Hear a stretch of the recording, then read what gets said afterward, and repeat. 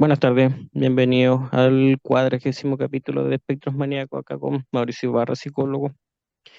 En el capítulo 28, que se llama ¿Dónde empieza la violencia?, se habló de la violencia masculina y se hizo una analogía con la figura del hombre lobo. Para ese capítulo usé de referencia el posteo de un blog llamado Cine y Psicología. Entonces, como en el antepenúltimo capítulo dije, ¿qué tal si vamos y buscamos al autor del artículo original? Y acá está, con 28 años de carrera, autor de cinco libros, bueno, como le digo, autor del blog de cine y psicología, que es una excelente referencia para lo que es psicología y en general de cine, en realidad. Directo desde Barcelona, Jaume Cardona. ¿Cómo está, Jaume? Hola Mauricio, bien, bien, contento de que contactaras conmigo para participar en tu podcast. ¿Eh? Contento de estar aquí contigo. Perfecto, sí, no, gracias ahí por participar en este capítulo. Sí, bueno, como le había mencionado en el correo, estaba pensando, claro, en hablar de estos fenómenos de la psicología como cotidiana y hacer una analogía con otro monstruo clásico acá del género, en realidad, que va más allá del cine, sino que es de la literatura y parte de los mitos y de la figura del vampiro. Ujú. Entonces estaba pensando, bueno, su artículo en el blog sobre los vampiros va bien extenso y está abordado como desde varias miras, pero estaba pensando si encontrar de repente el análogo entre el vampiro y la figura del agresor o el sádico en la relación de pareja. No sé si lo Mm. ve esa conexión ahí. Bueno, fíjate que en el artículo que escribí hablaba de como yo tomé cinco modelos, que son cinco modelos clásicos, ¿no? Que uno sería el Nosferatu de Murnau, ¿no? Que protagonizado por ese mítico actor que era Max Schreck, ¿no? Luego estaría el de Bela Lugosi, luego el de Christopher Lee, luego tendríamos el de Klaus Kinski y finalmente el de Gary Oldman en la película de Francis Ford Coppola, ¿no? Claro, diríamos que cada vampiro tipo, por decirlo de alguna manera, digamos, sí que representa algún aspecto más peculiar. Es decir, que los cinco se caracterizan por presentar algunas variaciones que son interesantes y que permiten reflexionar un poco sobre el alcance de la figura del vampiro. En cuanto a lo que dices, sí que está claro, ¿no? Que el tema que estás planteando se puede contemplar desde ahí, ¿no? Es decir, sobre todo hay un ejemplo clásico en esto, es el vampiro de Christopher Lee, ¿no? Que es el poseedor y destructor, por decirlo de alguna manera, ¿no? Entonces sí que se puede ver en estas relaciones que a veces estamos acostumbrados a oír, ¿no? Como muy típicas además de las relaciones con personalidades narcisistas perversas o un poco patológicas, ¿no? En donde se establecen relaciones de posesión, manipulación, incluso de destrucción. Y por lo tanto sí que hay hay un cierto paralelismo con una figura del vampiro que se alimenta del sufrimiento del otro, por decirlo de alguna manera. Sí, así bueno, el respecto a la representación misma del vampiro, claro, se produjo un cisma, no sé si será ese momento exacto, pero claro, como que Anne Rice la entrevista con el vampiro introduce esta figura del vampiro como melancólico, que de alguna manera Sí, lamenta su condición de vampiro. Pero claro, justamente pensaba en este capítulo abordarlo desde el vampiro original, el de Bram Stoker, el Drácula, que es esta figura que desde el primer momento miente y básicamente es maldad pura, sí, él no tiene sí, nada sí, sí, redimible. sí, Entonces, claro, pensaba que sí, pues, efectivamente no deja de ser un elemento bien narcisista esta cosa que tiene el vampiro y que también tiene el sádico en la pareja de que en el sí, fondo, mientras tú no seas como yo, tú eres una presa a la que yo voy a atacar básicamente. No sé si lo exacto, también así. exacto. Exacto, en ese sentido de lo que dices, yo creo como que en realidad todo es complementable, ¿eh? Pero podríamos decir que en esa dimensión del vampiro de Bram Stoker, que luego tiene un buen paralelo en el de Murnau. Podríamos decir que a mí me parece interesante sobre todo ver incluso desde el punto de vista de violencia machista en la pareja, como ver que hay una dimensión de todo esto que tiene que ver con una carencia que se gestiona muy mal, ¿no? Entonces, como la manera en que esa carencia afectiva que más o menos a todos nos afecta, en lo que podríamos llamar un vampiro como el típico de Bram Stoker o el de Murnau, diríamos, se transforma en una carencia que posee y si no posee, destruye, porque no sostiene la carencia en sí mismo, ¿no? Entonces, solo puede relacionarse desde la posesión, desde la manipulación, y si esto no funciona, incluso desde la destrucción, ¿eh? Por lo tanto, ahí sí que creo que en ese sentido, esa dimensión del vampiro de o formas parte de mí o no tienes lugar, sí que tiene una clara referencia en estos casos que hoy conocemos de violencia machista. Incluso en los casos, que yo supongo que en todos los países tenemos, por aquí en España recientemente, pues han habido bastantes casos de violencia vicaria también, ¿eh? De hombres que matan a la pareja y a los hijos, incluso primero a los hijos y después a la pareja, en esa cosa que podríamos decir que para mí es el extremo más violento, que es, ah, si no es conmigo, será con nadie. ¿Me entiendes? Y Claro, entonces esto toma esa forma si no es conmigo, no vivirás y además te haré daño. Últimamente aquí, en concreto en Cataluña, ha habido 6 casos de violencia vicaria, ¿eh? Y el último caso, pues, de un hombre que primero asesinó a sus 2 hijos y luego a su mujer y luego él se suicidó, ¿no? Pero han habido varios casos y por lo tanto yo creo que esta es una vertiente muy importante si lo comparamos con el vampiro, ¿eh? Como que es una posesión que conlleva directamente una destrucción. Si no es una destrucción física, es una destrucción, por decirlo de una manera, del alma del otro, ¿no? Una destrucción de no serás más que lo que yo te diga. sí, sí, es un fenómeno interesante. Y claro, igual lo pensaba con claro, el ejemplo del Drácula de Christopher Lee, que esto obviamente es más parecido a la visión original de Bram Stoker, porque es un vampiro que es Sí, malvado también, no tiene sí, nada redimible.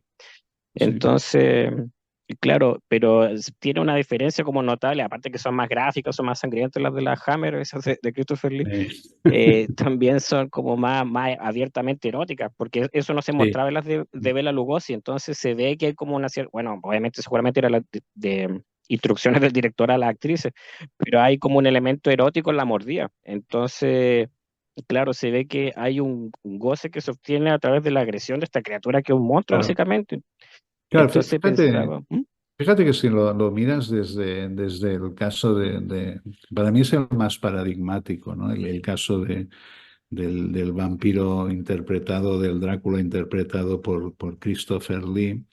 Claro, representaría ese ejemplo tan clásico de disfrutar de poseer al otro y además de que el otro se acople a mi deseo, ¿no?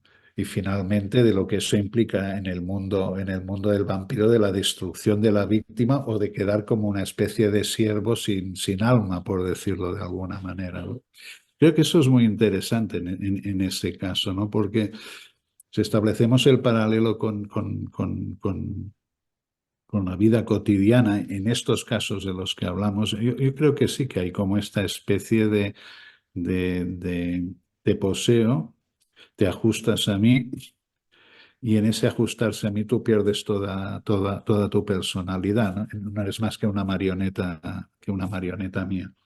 Creo que el hecho de que en el Drácula de Christopher Lee y de la Hammer, digamos, se manifieste tanto a través del sexo, creo, creo que es por esa dimensión que en la sexualidad tenemos tanto de la posesión del cuerpo del otro, ¿eh? Aunque sea a veces un compartir, pero también puede, digamos, llevar ese elemento de poseo al otro y el otro se acopla a mí, bajo mi punto de vista y bajo lo que yo quiero.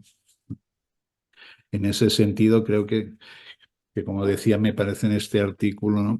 Lacan hablaba de, dentro de las múltiples definiciones que hace Lacan del goce, hablaba de uno que es el usufructo, ¿no? Es decir, yo te utilizo y te utilizo en función mía como yo quiero y tú simplemente solo puedes acoplarte. Y si no te acoplas, te destruyo. Mm. Sí, eso es lo otro que es interesante, es como esta especie de reconfiguración del deseo que le provoca el agresor a la víctima. Entonces, claro, pensando como en la víctima que disfruta de alguna manera la mordida del vampiro, pensaba en este relato de mujeres víctimas que todavía están completamente inmersas en el círculo de la violencia, entonces de repente describen estos tipos que son como agresores, pero horrorosos, pero de repente los justifican con cosas de tipo, no, pero es que Total, él es muy bueno en total. la cama o cosas así, entonces ahí está el elemento erótico incrustado en ese entorno violento también, no sé si lo ve también así. Claro, fíjate que yo creo que hay un vampiro que yo creo que representa bien esto que estás hablando ahora, que es la manipulación, ¿no? El, el hacer creer a la víctima que todo es cosa suya, ¿no? Que, es decir, como el vampiro de Bela Lugosi tiene algo de sí, es más que un vampiro tan animal o tan poseedor como el de Christopher Lee, es un vampiro que casi disfruta más de la seducción en sí mismo, ¿no? De cómo, diríamos, ocurre además con series modernas, que es curioso. Yo escribía en otro lugar que en una serie como True Blood, por ejemplo, o Crepúsculo, claro, al final como se orientan de tal manera que casi da ganas de ser vampiro. Claro, como Sí, los humanos, ahí parecemos unos cretinos de claro. cuidado. Es Sí. decir, sí que es verdad que hay algún toque más divertido, pero en True Blood dices, bueno, claro, como yo digo, deseo sin culpa, manipulación sin remordimiento, puedo hacer lo que quiero, soy más fuerte, ejecuto lo que me da la gana. ¿Eh? Pero te lo decía en ese sentido porque, y eso supongo que tú también te debes encontrar, y por lo menos yo, en la práctica clínica, los casos de víctimas de personajes narcisistas y que a veces borean la dimensión de la psicopatía, como ese campo, no solo no solo de la atracción sexual que puedan sentir hacia un individuo así, sino cómo a través de su discurso eh, incluso llegan a pensar que son ellas las que hacen mal, que no sé si hay para tanto, no, que a veces parece que es más culpa mía que suya, es decir, es como todo un campo de manipulación psicológica también que yo creo que esto es un factor que uno en la práctica clínica lo ve de personas que durante un tiempo le añoran y al mismo tiempo dudan de si aquel motivo por el que han logrado irse, pues es un motivo para el que había para tanto, o que quizá era más culpa mía que suya, etcétera, etcétera, ¿no?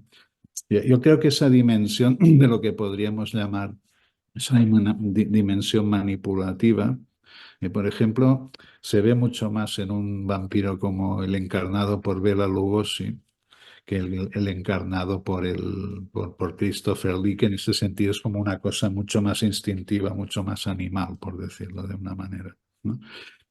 El Bela Lugosi tiene esa cosa de lo que podríamos llamar envolver a la víctima. Yo diría como que incluso disfruta más del envolvimiento y la seducción que casi del momento de la mordida, por decirlo de alguna manera, ¿no? Es ese ver cómo voy generando el deseo del otro por mí hasta que ya es mío, por decirlo de una manera. Y esto sí que se ve mucho por lo menos en mi experiencia en la práctica clínica, ¿no? Como ese envolvimiento, como esa manera de empezar, y una vez ya estás, entonces aparece la otra dimensión, ¿no? La más posesiva, la más controladora, ¿eh? Claro, sí, es como la coincidencia de que, bueno, era muy parte del estilo interpretativo de Bela Lugosi el ocupar bastante Sí, su mirada. sí. Entonces, pero claro, coincide bastante con el fenómeno, pues, se ve harto de eso también en la película White Zombie. Eh, entonces, claro, pero sí, pues efectivamente el tema esta relación que establece el maltratador con su víctima, claro, en realidad tiene más cercanía con el Drácula de Lugosi, que es como un envolvimiento, un trabajo como Sí, de joyería, bien meticuloso, no es como que sí. del día uno empieza a agredir. O sea, esa Sí, es la parte, fíjate digamos, que, maquiavélica del asunto. sí, fíjate que eso en las películas al uso, hay muchas de esas películas en donde, o sea, en el caso de una mujer que cae, digamos, en manos de un personaje así, digamos, los inicios siempre son fascinantes. Los inicios siempre es la de un personaje que va envolviendo, envolviendo, que todo lo pone fácil, que todo lo pone maravilloso. Una vez ya has dado el paso de estar dentro, ahí empieza ya todo el otro lado de la moneda, ¿no? Y, por ejemplo, yo creo que en este caso hablaríamos de una buena combinación entre Bela Lugosi y Christopher Lee, ¿no? Por llamarlo. Es decir, uno empieza con Bela Lugosi y de repente se encuentra con Christopher Lee. Claro. Sí. Ah, es que han habido varias reinterpretaciones. Bueno, hablé en otro capítulo de Frankenstein y el Frankenstein de Boris Karloff y el de Christopher Lee son radicalmente distintos. O sea, es llamativo lo violenta que es la de 58 comparar la que está en blanco y negro. Entonces, Claro. Claro, por eso digo que claro, todos estos personajes, claro, fíjate que en la manera en que yo, digamos, orienté mi artículo, claro, y es cierto que está basado un poco en los sueños de pacientes y todo eso, que como a veces los vampiros aparecen en los sueños de los pacientes, ¿no? Como esa dimensión, ¿no? De la manera en que envuelvo para captar el deseo del otro, ¿no? Es decir, es como, pero que en el fondo de todo está la carencia, ¿no? Le quiero envolver para que me quiera, para que me ame, pero al mismo tiempo luego, claro, no lo puedo soltar, que es lo que se ve en la dependencia emocional, ¿no? En donde el problema no es tanto el amor como el abandono, el ser abandonado, ¿no? Entonces yo tengo la sensación un poco como que cuando yo abordé esto lo veía como eso, ¿no? Como un poco más en el campo junguiano, ¿no? Como esos aspectos más, digamos, como que llamara a la sombra, ¿no? Como esos aspectos más negados nuestros, pero que no por negados dejan de actuar, aunque sea inconscientemente, ¿no?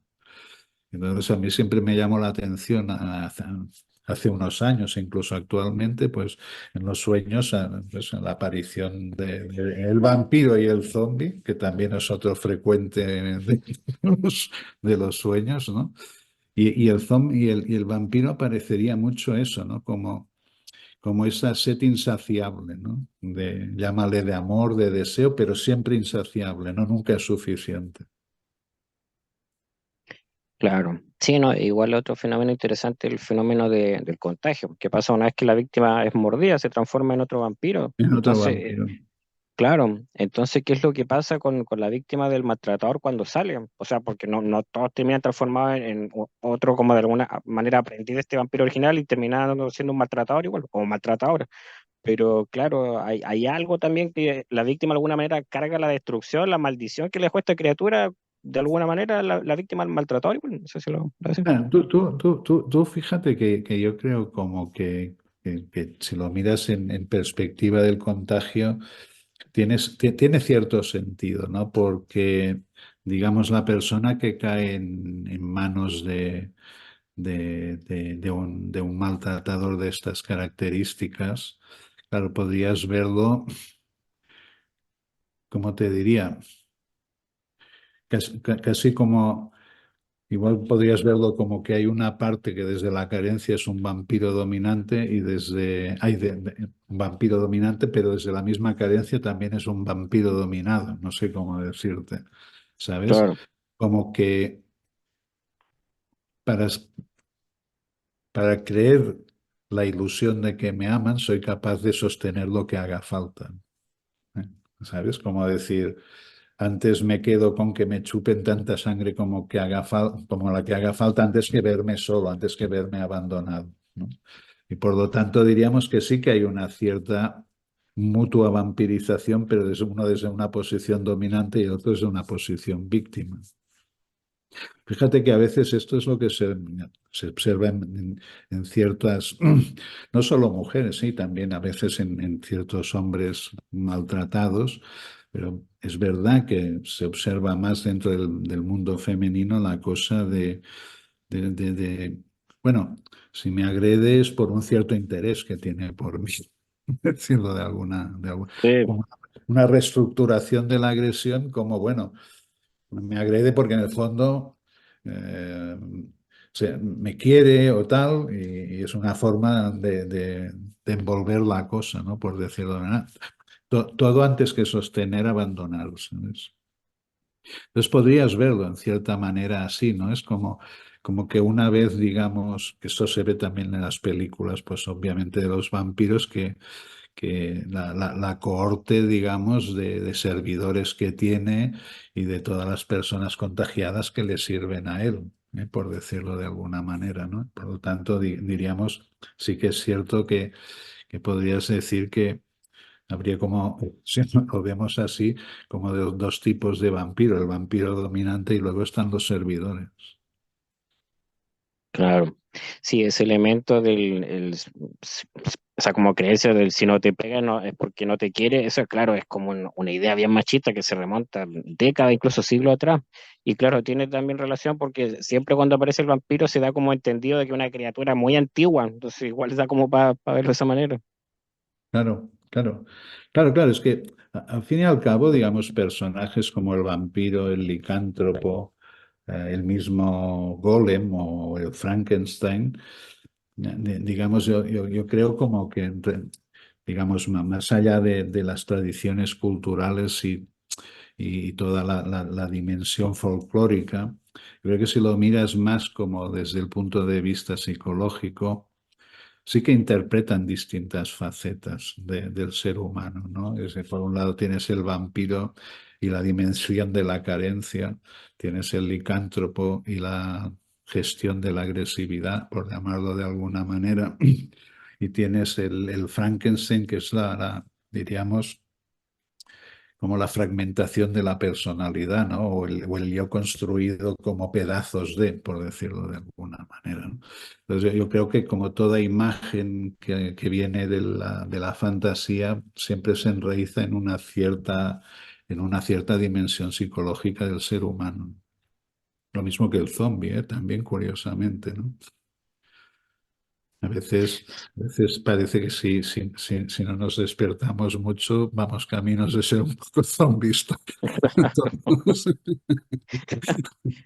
Sí, estaba pensando en el zombie, porque claro, siempre que se habla del zombie, se habla del zombie de Romero y el zombie como crítica del capitalismo, pero creo Sí, que él da como para hacer un análisis psicológico. En realidad no lo he profundizado todavía mucho el tema del zombie, pero sí, definitivamente da para algo también.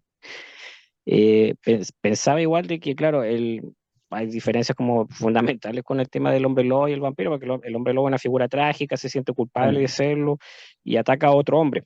El vampiro ataca a mujeres, pero de alguna manera pareciera que los niños están protegidos. Entonces resulta que volví a leer Drácula y sí, o sea, efectivamente los niños son atacados, pero quien ataca a los niños es la vampira, es la Lucy, la amiga de Mina. Entonces da como para una lectura de que ella como que seduce a los niños y los muerde, es como tiene un elemento como del niño fálico, del abusador de niños, pero femenino, es como interesante. Es un elemento muy pequeño del libro, me, pero igual me- es bastante me- interesante.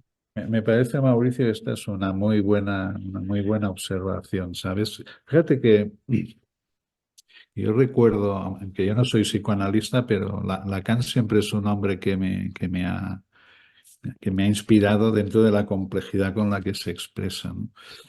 Pero hablando de todo el campo, así un poco de las parafilias y todo eso, Lacan hacía una reflexión que venía a decir, ¿por qué básicamente, digamos, las parafilias están ejercidas mayoritariamente por hombres y no tanto por mujeres? respondía que un poco el elemento más perverso de la mujer se realiza a veces como madre, ¿sabes?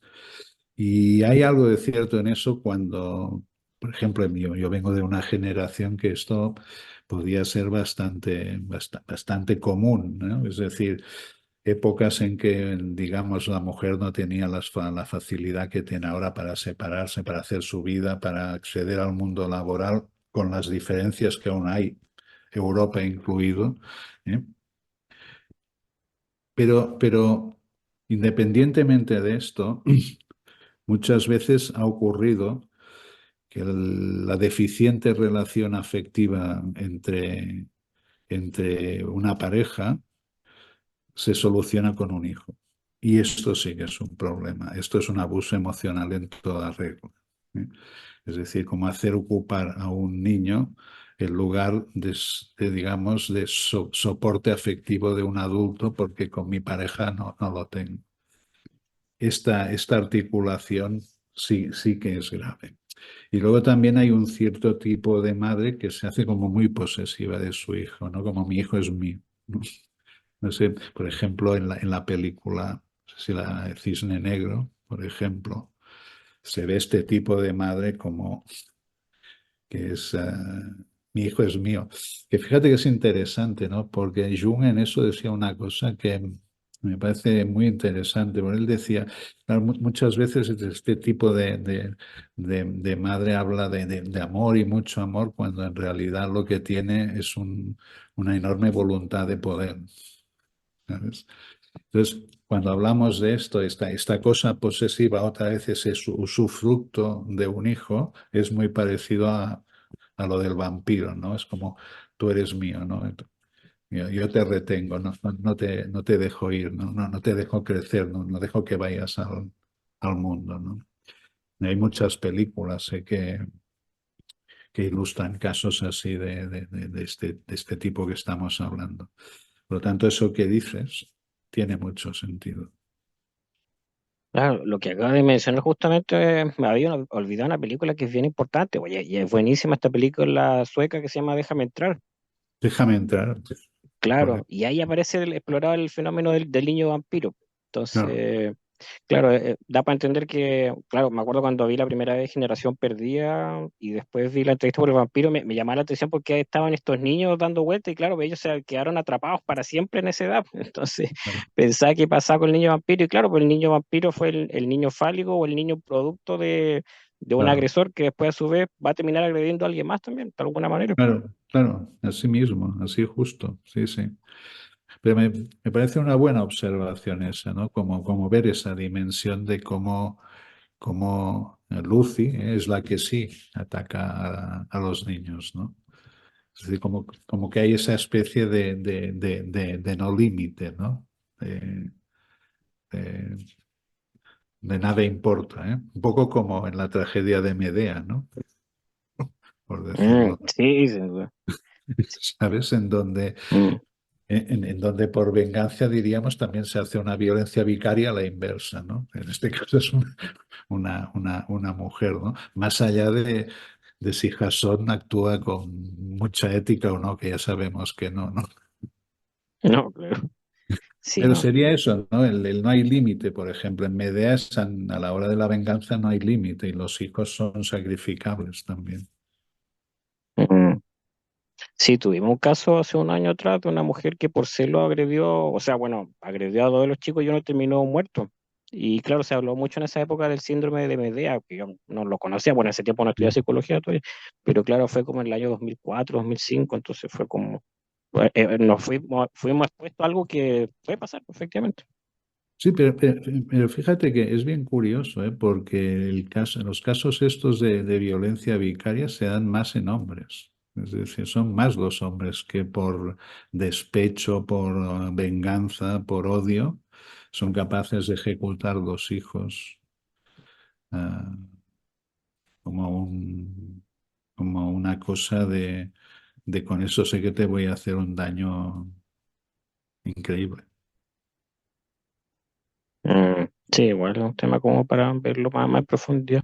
Sí. Eh, no, ya yo creo que el tema del vampiro me quedó bastante claro, quizá un pequeño como aperitivo, porque igual por un tema de curiosidad personal, ¿cuál es como la lectura psicológica que se hace del tema del zombie? Eso como introductorio nomás, como...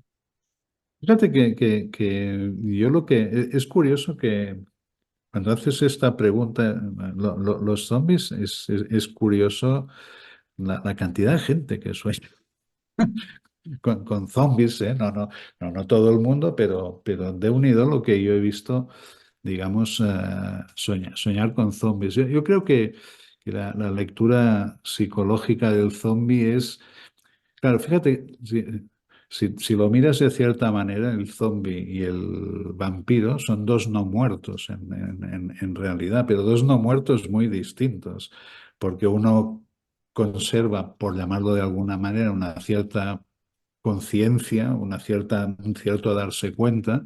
El zombie, ¿no? El zombie es algo que funciona de una manera absolutamente pulsional, ciega. eh, es todo, digamos, ya la propia representación del zombie degradada, es decir, es un no muerto muy distinto en este caso del vampiro. Y fíjate que para mí la cosa radica en eso, ¿no? En el absoluto no darse cuenta y funcionar como una especie de autómata que va a lo que va, que lo suyo es consumir carne humana, por decirlo de una manera, ¿no? Y fíjate que cuando eso se ve en sueños, generalmente los zombies hacen referencia a partes muy inconscientes de los soñantes, ¿eh? Es decir, a partes que por la razón que sea, no solo, digamos, no me doy cuenta, sino que al no darme cuenta, de alguna manera sí que me están dirigiendo hacia algún lugar de una manera ciega, por decirlo de alguna manera. Entonces, hay una frase que a mí me gusta mucho de Jung, que se puede aplicar a esto, que él decía una cosa así como que si tú no te ocupas de tu inconsciente, él te determinará y le llamarás destino, ¿no? Me parece como una Ah, buena, verdad, sí. una buena manera.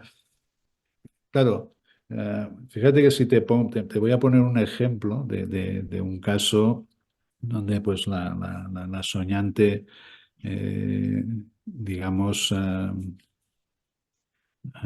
soñaba con zombies y en el trabajo con el sueño apareció una cosa que además fue muy común, como sabes bien, durante la época del confinamiento del COVID, que fue la cantidad de gente pues que murió y no pudo despedirse o se tuvo que despedir a través de una pantalla, es decir, que hubo todo este mundo en donde hubo muchas muertes de una manera como muy abandonada, muy fría y para los familiares muy dura, ¿no? En este caso, la persona afectada quedó con un sentimiento de culpa, pero como muy amortiguado, pero real, ¿no? Entonces, fíjate bien como que desde la muerte de su padre, esta persona no hacía más como que es complicarse la vida, ¿no? Es decir, el trabajo lo perdió, estaba en riesgo de perder la pareja, etcétera, etcétera. Bueno, la cuestión es que gracias un poco al trabajo de lo que abrió el sueño, se vio que, claro, inconscientemente esta persona se estaba castigando por la culpa que tenía hacia su padre, que era más compleja, es decir, el padre murió. Era una relación compleja y él sintió que murió sin poder haber aclarado la situación compleja que mantenía con el padre. Eso generó un sentimiento de culpa que él, digamos, soterró, pero que desde luego le estaba dirigiendo hacia una especie de castigo inconsciente en donde iba complicando todas las facetas de su vida como una especie de castigo. Pues esto sería el zombie, ¿no? Yo no me entero, pero voy haciendo por no poder elaborar algo de lo que no me doy cuenta. Mm, sí, no, sin duda que el elemento onírico es siempre muy revelador en el Sí, proceso sí, de sí, terapia. sí, Mm. sí, sí. Es un campo que me gusta mucho a mí. Mm, sí, no hay soñar como otros, claro, para el paciente le parecería algo un poco absurdo, pero claro, el simbolismo siempre es potente, entonces Mucho, siempre mucho. alentarlos para que lo que sueñen, incluso las cosas más absurdas, aporten un montón de información en terapia. Exacto. Yo siempre se lo Mm, digo a mis pacientes, ni hay sueños cortos, ni hay sueños absurdos, ni hay sueños sin sentido. Incluso un fragmento muy pequeño puede ser muy revelador. sí, no, y eso es lo bueno, a veces recuerdan el fragmento y mientras lo van contando se acuerdan del resto. Exacto. Eso es lo mejor. Sí. Perfecto. Sí, no, bien, ya, o sea, no, agradecido por su tiempo y No, y no, a ti por haberme invitado. no, Haberme sino es invitado. que el blog es excelente, hace tiempo que no veía blog en realidad, porque siempre son una buena fuente de información, aparte que hay harto de cinearte, o sea, hay de todo, no solo terror y fantasía lo que hay. Bueno, a mí me pareció una buena idea, primero porque para mí es importante cuando hago cosas de estas pasármelo bien, pasármelo bien yo. Y con eso uno, pues dos pasiones que son pues la psicología y el cine. El cine desde muy pequeñito, gracias a una abuela mía que me llamaba siempre el fin de semana, eso que es, yo no sé si en Chile lo tenéis, el cine de barrio, ¿no? Que era un cine que eran de barrios y hacían doble sesión, se veían dos películas, ¿no? Eso con mi abuela fue mucho tiempo y eso ya pues, determinó que el cine ha sido una herramienta, es decir, una herramienta de disfrute y luego empecé a verla como una herramienta de decir, bueno, se pueden explicar muchas cosas de una manera clara, mucho más clara a veces de cómo están en los libros de psicología a través de... Claro. ¿no? Y a veces es como juntar dos cosas que me apasionan, el cine y la psicología. Perfecto. Sí, no, sí, sin duda que voy a hacer, o sea, vi solamente los posteos del Hombre Lobo y el Vampiro y claro, vi menciona a Tarkovsky, a Bergman y a Fellini, entonces Sí. vamos a ver qué más puedo seguir revisando, porque es un blog que lleva su tiempo y todavía lo está actualizando, eso es lo más destacable. Así que vamos a ver qué más encuentro. Así que, no, bien, bien, ya muy, muy agradecido, así que ahí vamos a ver gestionar, porque hay harto para hablar también. Ujú. Bien, pues oye, yo encantado de haber participado. Lo que sí te agradecería si cuando hagas el podcast me lo dices, porque yo también te daría entonces a conocer por aquí. Ah, perfecto, sí, sí, ahí envío el link. Sí, hombre, que o sea, siempre es bueno que se vayan conociendo las cosas que se hacen así, mezclando cosas, que a mí me gusta mucho. Ah, perfecto. Ok. Muchas gracias, Joe. Nos Y estamos si viendo alguna vez entonces. quieres hacer otro comentario, a tu disposición, Mauricio. Ah, perfecto. Encantado de haberte conocido. Bien, igualmente. Nos vemos entonces. Que esté bien. Venga,